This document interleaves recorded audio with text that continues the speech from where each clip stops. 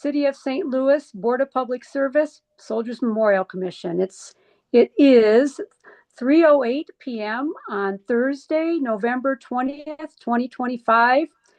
And the first thing on the agenda is a roll call of Soldiers Memorial Commissioners. So I will go through in alphabetical order here. Commissioner Barget. Here. Commissioner Dunlap. I think I saw him, but maybe not. Commissioner Fletcher. Present. Commissioner Hansis. Here. Commissioner Hayden. Present. Commissioner Pinella. Here. Commissioner Smart. Here. Commissioner Wall. Present. And I'm here as well. And so we definitely have a quorum. Thank you everyone for coming. And Commissioner Smart, could you please lead us in the Pledge of Allegiance? Ready? I pledge allegiance to the flag of the United States of United America States of America. and to the republic which it stands, one nation, under under God, God, indivisible, with liberty and justice for all. Thank you very much. And I'll put on the agenda here and we'll go right into the approval of Thursday, September, whoops, wait a second. I have the wrong, hold on a second. I have the wrong, oh, excuse me about this. I have the wrong,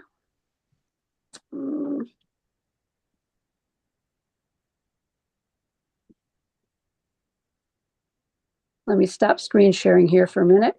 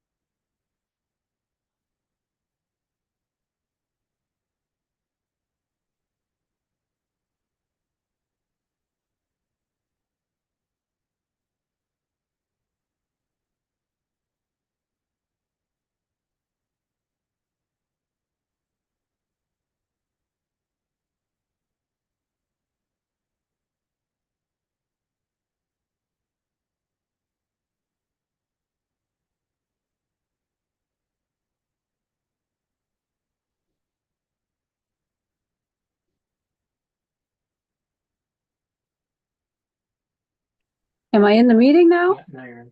Am I in now? I'm so sorry about that. But your face isn't showing. Just screen. I see that. I'm so sorry about that. I don't know what's going on with this. Well, I kind of do, but I think I have it fixed right. I have it fixed now here. Linnea, So- in the interest of time, you just read through and go to the next agenda item. And Yeah, I apologize about this. I'm having some technical difficulties today. I think I've got it so now. Yeah, Nope, that's- you're starting. Yeah, now they see it. They can see it. That's not the right one, so that's not it. That's not it though. But if we've all read it, we can act on Okay. it without it in front of I us. apologize. Okay. So, do I have a motion to approve the meetings from the September 18th, 2025 meeting of the Soldiers Memorial Commission? So moved. Second. Second. All those approve? Aye. Aye. Any abstentions? Any? Okay, No, sounds good. So the motion passes to approve the September 18th, 2025 Soldiers Memorial Commission meeting. You know what? When things go wrong, just everything goes wrong on the same day. I apologize about all this. So Well, anyways, we're fortunate that hasn't happened very often. I know. We'll I just don't know. keep on marching. Yes, thank you so much for your patience. So next we'll go over to Mark Sunlove and have an update on the Soldiers Memorial operations, events, programs, exhibits, and the collection, including Veterans Day. Thank you, Mark, for your patience, and your turn. Yeah, no, we've all had rough starts with one time in our life or another. Thanks. All right. This started here. So operations, really proud to announce that attendance through the end of October is at just over 21,000. Compared to last year, we are at just over 17,000. So we've seen a almost 24% increase in attendance this year over last year. Attribute most of that to strong programs and the fact that we had 3 exhibits. The Ghost Army was particularly popular. Tuskegee Airmen was very popular.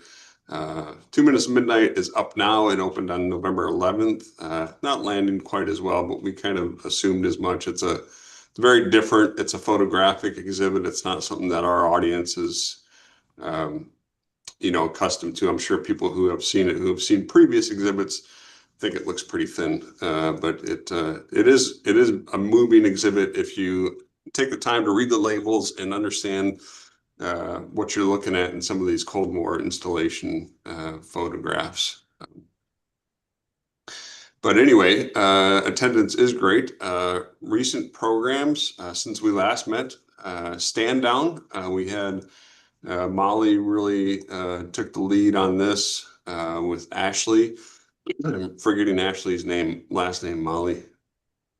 Ashley Norton. Ashley Norton. Excuse me. So we had over 50, might be over 60 service providers and around 160 veterans who received services on that day. And that's everything from medical advice to legal to, you name it, housing, all kinds of different services. Lots and lots of service organizations represented there. So that's always a special day at Soldiers. We do that every, I think it's 4th Saturday in September. And then on October 4th, not long after that, I think it was next week actually, we did the Hispanic Heritage Month panel discussion. That was at 10 a.m. And Gilberto really led the efforts to pull that together. Did that, looking to make that an annual program, probably add in some food or something like that. We'll figure it out.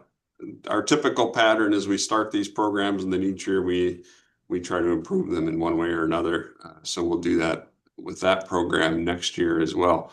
Then we did the Veterans Day Parade. I thought that went very well. Got a lot of nice compliments from folks. One guy from the 8th Missouri, their reenactment group, said it's the best that he can remember. So doing something right. Most of that, Molly coordinates those. I don't know how she does it on Olive Street, getting everybody lined up and ready to step off, but does good work there. And it's hard to believe that we've been doing this now. The Historical Society has been doing that, of course, in partnership with the city. This was, I think, our 8th year, which kind of scared both Molly and I that it's been that many years. It's gone really fast. But anyway, it was a hit. A couple new things that we added this year. We had a bald eagle here. That was from the World Bird Sanctuary. That was very popular. Kind of served as a honorary grand marshal up on the stage next to General Munera. Actually, he never went on the stage, but the plan was to, of course, have him on the stage. But he was so engaged with the parade that he stood along the road there and cheered each of the groups as they came on. So he was a fun grand marshal and a really great talk as well. But that was great. And then we had the Parks Guard rifle drill team here, and that was pretty cool. They come over from, I believe it's Parks Community College in Illinois, forgetting the town. They were very excited to be here. More youth involved with it was awesome. I talked to them afterwards. They're very excited about the potential of coming back next year. That goes for the World Bird Sanctuary too. We went into that with a little bit of trepidation, not really knowing exactly how the eagle was going to receive all of this, the noise of the parade, the people and all that. But the eagle did really great, and so they were confident that they could bring him back next year. So that was pretty cool. And we did the rifle drill team I talked about. So yeah, it was I thought it was a good parade. Of course, we had good weather, and that always, that's key to that parade, because last year it was cold, rainy, and windy, and that was tough. And people, they wake up in the morning, they look outside, and nope, I'm not going down to a parade. So when the weather's nice, and also it was right before, it was the day before the weather was about to turn cold. And so I think that helped as well, as people kind of saw it as maybe a last opportunity to get out and enjoy some good weather and support the veterans. So it was a good day. Thanks to all of you for all of your support. The breakfast, we did the breakfast again, the VIP breakfast. I, again, didn't get anywhere near the breakfast. Was outside, either trying to coordinate things or talking to the media. So I hope that some of you were able to attend the breakfast, and that was good. Then a couple days after that, on the actual November 11th, we did the Veterans Day wreath laying. This is a partnership with the French Society, and those of you who have been around know that they've been doing this for decades at Soldiers Memorial, and they care nothing about audience. It's really very important for them to do this event, and but we are looking to grow this, I think, in the future, and we grew it a little bit this year, and I think we will do the same next year. Put more emphasis on it. But for them, it's for the French Society, it's very much about the armistice and the end of World War I. So it's very, our Veterans Day has kind of morphed over the last 100 years into more of a celebration of veterans. But for the French, it's very much still tied to the end of World War I and the armistice. So they come and do that wreath laying. It's a cool event. She does the whole her speech in French with a translator there, so it kind of adds a little deeper meaning to it, and it's really neat. But the French incredibly grateful for U.S. involvement in both of the world wars. So for them to do it, it's really a way for them to continue each year to say thank you to the U.S. and the service.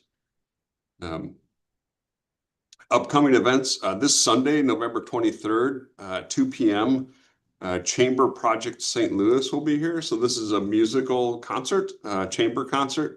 So, 4 or 5 piece playing some chamber music, and it's called the Four Figures, and they've selected 4 pieces of music that they, artistically see telling the story of the 4 virtues that are the basis of the Walker Hancock statues. So sacrifice, vision, loyalty, and courage.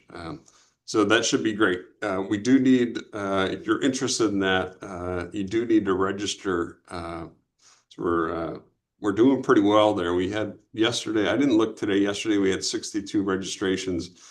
And with that room, that Taylor Assembly Hall has about 120 person capacity. So it is filling up, and the Chamber Project folks think that what they see traditionally is that they get a large number of signups the day before the event. So we expect that to continue to go up. But it's kind of cool. We've done, since I've been around here, I think this is our 3rd kind of musical thing. We did one right when we reopened it in 2018, telling the story of the Christmas truce. It was like an a cappella singing group, and for the life of me, I can't remember the name of that organization. During the Vietnam exhibit, we did opera theater was here, and they did a presentation, an opera concert in that assembly hall. So these music things are pretty few and far between, but they're fun. We are looking forward to that concert on Sunday. Oh, and that trips my memory that we had the Air Force band lined up, not the full band, but an ensemble lined up for Veterans Day, but we were still in government shutdown when they had to make the decision whether or not they could participate. And so they could not participate. So if you're wondering where the music was during the breakfast, that's what happened to that. But anyway, we're looking forward to the concert this Sunday, November 23rd. And then the second Sunday of December, so December 14th, will be the second annual Wendell Pruitt Celebration of African American Service. And this date coincides with the 1944 Wendell Pruitt Day in the city. The city, when Wendell Pruitt, Tuskegee Airmen, came home to St. Louis, they had a day. They had a parade planned. I think he got a watch from the mayor. It was a whole very big celebration. So we started this tradition last year to remember that day, but then to look at really any aspect of African American service. So we have an author coming in from Yale, I believe. He's written the book on W.E.B. Du Bois, who was looking at African American service in World War I, which was very, it was a really difficult decision for Black Americans to make, at that time, whether or not they would be supporting their country, because they, were not being treated justly in the nation. And so there was W.E.B., was one of the lead thinkers on this, and he, said that we absolutely need to support the country, which was not a unanimous decision, and it gets really complex. And so this author just wrote this book, I think, a year or two ago, and so he'll be coming and doing an author talk and book signing on that. That's Sunday, December 14th. And that really closes out the year for us. So it'll be good. We'll see good attendance at both of those events. We'll hopefully get some more bump in attendance from the 2 Minutes to Midnight exhibition. Speaking of exhibitions, we closed Tuskegee Airmen, America's Freedom Flyers on November 2nd. That exhibit did very well. Approximately attendance to that was averaged about 90 folks a day over its, I think, 3-month run. We opened it Juneteenth and ran it through November 2nd. It now is in the Indianapolis airport, and pieces of it will be installed in our St. Louis airport in, I think, January or February. I'm not involved with that process. We took it here as a loan, so but I helped connect the loaner to the airport here, so it could live on, especially the St. Louis portion, could live on here in St. Louis and in another location. Excuse me. Then we opened 2 Minutes to Midnight in the Architecture of Armageddon, November 11th. That only runs through January 4th. So if you're interested in that, don't hesitate, because January 4th, especially with all the holiday stuff, will be here well before you know it. Did our MAC Missouri Athletic Club banner shows again this year. Thanks to Judith for helping to line that up. Thanks for Gilberto working with me and some other Hispanic American veterans to pull together an exhibit called Honoring the Legacy of Missouri's Hispanic Veterans. That's on display in the art space of the Downtown Athletic Club. So that'll be there just for another week or so to the end of November. Then that we'll find other homes for that to display that. And then out at the West Athletic Club, one of my favorites, we have the A Soldier's Best Friend, which is just a photographic exhibit of some dogs that were in different photographs that we have all the way back to World War I, of units with so many of these units had dogs with them, almost like as mascots or whatnot. So we have a number of photos in the collection that have these dogs highlighted. So that's the banner show that's out at West right now.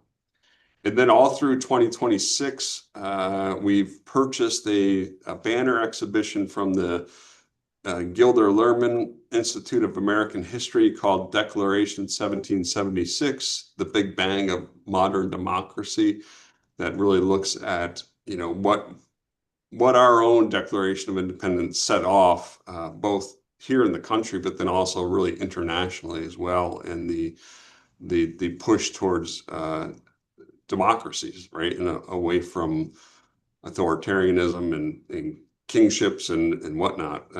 So that'll be up all year as part of our small part of our America at 250 support, showing the 250th anniversary of the Declaration.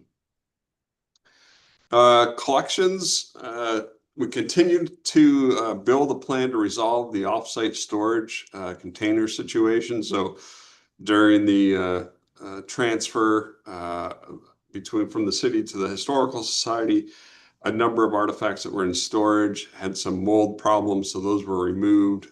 They were segregated out from the collection, and now we're working to get those artifacts back into normal storage. So it will be quite a process. We're working with, it looks like we're going to work with the Midwest Arts Conservation Center, and that they'll probably be taking the lead on getting those items mold-free and back into the collection. So it's going to be a process. It's going to take some time, but we're going to do this and get it done. And then a couple of accessions. We took in materials of First Lieutenant E. Lawrence Helm Jr. So these items were actually already in our possession. This is a very old loan that we had. And so we discovered that it was a loan not long ago, and then worked with the family to transfer that into a donation of the artifacts. So tend to not want to do long-term loans, and so whenever we find the long-term loans, we try to clear those up with the donor and get them accessioned into the collection. So that just happened, and then we also took in a pair of chafing pants from Elwood H. Red Roberts, who was a native of Ferguson. He was a underwater welder during World War II. I think I love this story. It's just so cool. But so we have his full suit in the collection, including his lead soled boots that he wore underwater to keep his feet planted to the bottom of the ocean or wherever he was working. And we just took in another piece of his suit, but we have the full dive suit. We have his boots. We have his helmet. His helmet's, the classic that you see in, like 20,000 Leagues Under the Sea, the old, the round steel. It's really cool, or brass, I think it is. But he was a welder, so he was underwater repairing ships during World War II, which is pretty cool. But anyway, none of that stuff is on exhibit yet, but we hope to get it there. It's going to be a challenge just because it does need a lot of conservation work to get it out. But we're talking about perhaps at least getting the helmet or the boots out. All the stuff is incredibly heavy. I think that he was lowered into the water with like a crane or a winch because he couldn't move outside of the water with the weight of the boots and the helmet and everything else. But underwater, as you all know, you're buoyant, so it worked well. But really kind of a cool story. He was with the Coast Guard during World War II. So we took in a pair of his pants. We were a little worried about it. We figured that they were lined with asbestos, which would have been used as like a fire retardant. So we did send a very small sample off to a laboratory that tested the material and confirmed that it was not asbestos. So we were able to safely take those into the collection and not expose our collection staff to that stuff. So that about wraps it up. But yeah, it's been a good year. Thanks to all of you for your support in very different ways. So very appreciative of that. I think we got a good team going here.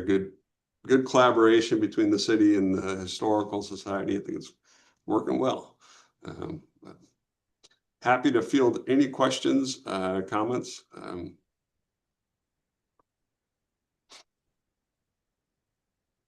Thanks, Mark, for so much success in your tenure there. Well, thanks, Judith. And what would you do without Molly Oh, I would be for the parade? what Especially, up the creek without a paddle. Is that what they say? That's where I'd be without Molly. probably worse than that. Probably. You're probably right. I'd be underwater probably. With your lead boots. It'd be capsized. Yeah. It really went smoothly in the lineup this year. Thank you. Yes. Well, I've recruited several more volunteers, so it's definitely not just me. It's a whole team now, so makes things run smooth. Yeah. Well, you have to get it organized before they can do it. This is Linnea. Saturday was a really good day, and I love the Eagle, and I love the Parks College band. They were great too. They were really great. Everything went really well, I thought, this year. Yeah, it was fun. That Parks College, they said they've been around for like over 100 years doing this. Yeah. That drill team. I was like, You oh. would think you were looking for the name of the town. I think it's Cahokia. Yes, yep, I think that's right. Yep. Yeah. But they reached out to Molly and asked if they could participate. We said, heck yeah, you can participate. Anybody have any other questions for Mark or comments?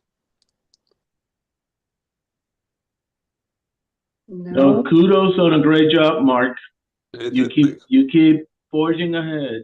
You're Thanks, doing good an work. awesome job. Thanks. Anything else? Okay, I guess I'll call for questions, new business, and announcements from anybody here. Anything?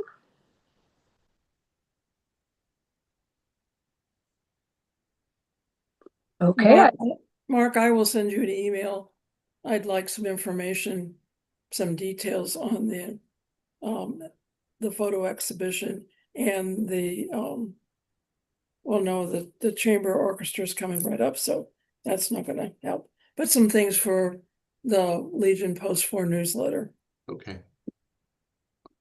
Get that off to you. Anything else for after a bit of a rocky start there? Mark, you pulled it all together. Sounds great. Okay, I guess I'll call to adjourn the meeting. So moved. Second. Okay. The Soldiers Memorial Commission meeting of November 20th, 2025 is adjourned, and everyone have a wonderful holiday. Thank you, Linnea. You too. Thank you. Thanks. Good night. Thanks. Bye. Bye-bye.